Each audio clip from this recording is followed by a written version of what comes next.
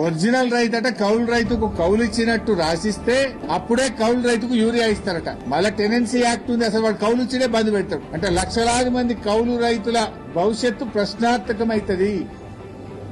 Tenancy act తో ఇప్పుడు మీరు తెచ్చిన కొత్త చట్టాలతో ఇప్పుడు మీరు ఈ లింకులు పెడితే రేపు కౌలుకిచ్చుడే బంద్ అయిపోయే ప్రమాదం ఉన్నది. ఆనాడేమో పెద్ద పెద్ద మాటలు మాట్లాడినరు.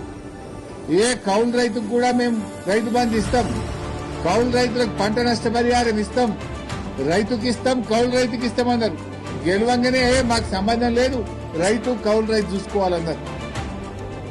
ఇప్పుడు మీరు చేసే తుగ్లక్ పనుల వల్ల ఈ యాప్ల పేరిట, యూరియా బస్తాల పేరిట అసలు కౌలు రైతులకు మొదటికే మోసం చేస్తున్నది కాంగ్రెస్ ప్రభుత్వం. రేపు రైతులే కౌలుకు ఇవ్వని పరిస్థితి ఏర్పడుతుంది.